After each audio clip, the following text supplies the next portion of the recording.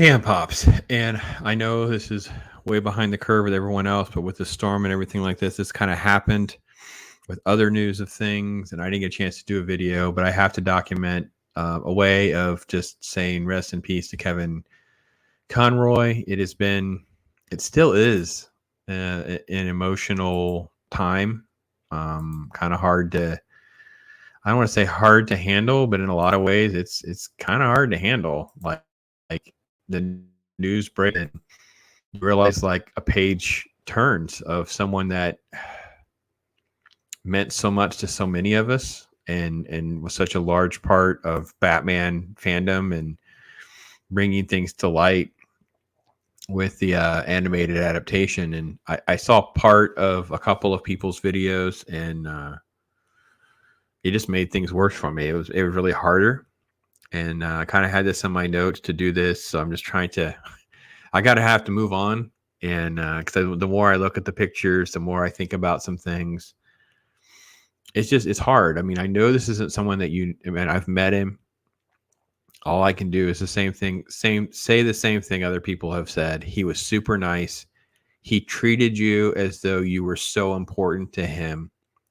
He was gracious and grateful for the opportunity to do what he did. He seemed like such a fan, and it was such an honor to play Bruce and Batman.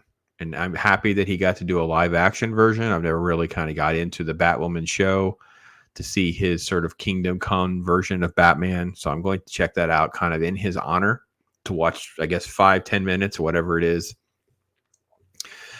But as I look through different photos, Twitter, of course, is, kind of where I've seen some of the things. And I'm trying to kind of navigate through some of the emotions.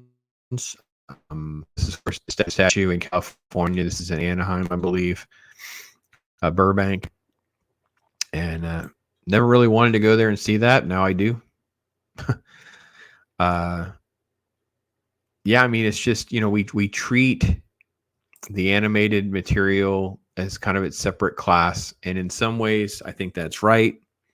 In other ways, not so much.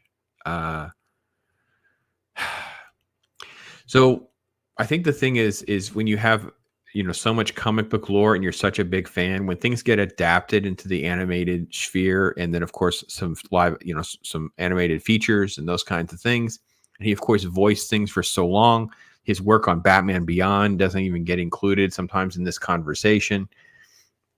But that's what we're all clamoring for, is more of that essence. The more, like, like an animated series, there were so many episodes, like so much of this. And I've been doing started the X-Men, and I think I'm going to do Batman animated because it means so much to so many people, including myself.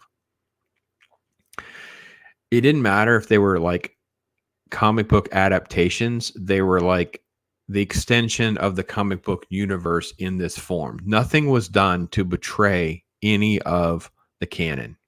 And they had their sort of principles and rules of how Batman looked and how he behaved and stuff that he would say and do, and characters around him. And, of course, Mark Hamill is the Joker. They were just this yin and yang of almost perfection. But I don't want to sell short this cast, because episodes of like Mr. Freeze, right? Mr. Freeze, to me, and this is why some of the other stuff works so well, is it become better. It enhanced some of the comic book stuff, right? This is where you get Harley Quinn. Like, Harley Quinn is really, this is where she's basically created, right? Mr. J, like, this is where it all kind of solidifies. You see gimmicks and silliness from comic book lore with like the Penguin, right? But then you also get so much more complexity. Like, for instance, one of my favorite episodes is, I think it's season 2. It's called Almost Got Him. And all the villains are sharing their stories of how they almost got him. And the fact that they included Killer Croc and stuff like that gives you the fact that you have these complicated stories and things like that Batman's dealing with. But then he also has like these physical foes that he's dealing with. And you sort of get a lot of that. That's one of my favorite episodes. The one where Batman actually dies. They think Batman dies, right? The man who killed Batman. I think I did a reference to the comic book. I think it was one of my shorts where I talked about the many deaths of Batman. And this element of him passing away or not being around or faking deaths and those kinds of things were really interesting. And part of the seed, I know it's in some of the comic book lore before this, but I feel like there's a certain element that raised it with that episode where Joker needing Batman in like, I don't know what I would do with myself if he's not around. Like when we see Dark Knight Returns and you see that element where Joker's in the mental institute and he doesn't speak, he doesn't really do anything. He's basically catatonic, but then he hears that Batman returns, he becomes the Joker again. So when this episode, I think it's in season 2. Season 2 is probably, I don't know if it's the best season. I don't want to rank them right now without rewatching them, but I just feel like it elevated it even more. It cemented it more in canon to a different and wider audience of that parallel. And we wouldn't have this if it wasn't for Kevin's work and his commitment to bringing Bruce and Bat to life and having this just these little nuances in his portrayal. Years and decades of artists and writers, and it all sort of like has a convergence into Kevin Conroy's resume of work for Batman. And all I can do is say thank you. You'll be missed. Thoughts and prayers for the family, his partner, or his husband, rather. I think they were married. Because it didn't matter for me whether it be a new season or an old season, Nightwing, Riddler, heck, freaking ventriloquist, man. Scarface ventriloquist was decent. Remember the baby doll? Like that was a weird one, right? Baby doll. There were so many things that were done and experimented with and tried. You just loved it. You know, the Two-Face Harvey stuff was really explored.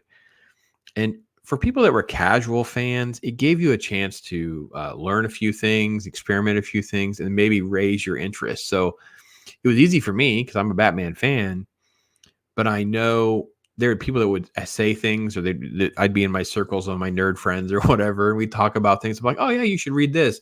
And of course, I think like Legends of the Dark Knight always had different stories coming and going. And that's what it kind of reminds me of. And you just, for me, I feel sadness also of not having spent the time to go say thanks to those that meant a lot to me in this sort of part of life, because you dismiss it as being, it's the fun, silly part, it's the pretend part of your life, but it's also a huge part of your mental health to having escapes and escapism. And he was so crucial to that. And I think about the amount of shows I was at or covering where I didn't get something signed, spend time with him, chat with him, say thanks for this or that, those things, and it's just gone. It's over. And there's sort of like a kick in the face, a punch to the gut that you get when that's happened, you know, at only 66, you know. Yeah. So anyway, that's my documented moment. Like so many others, I really don't even know how to say it or express it. It's kind of a weird thing. I know we're going to go through this when other folks pass, when we all pass. But we should do that. We should take a moment to pause and say thanks and how much it means a lot. So anyway, thanks, Kevin. And thanks to you guys out there watching and listening.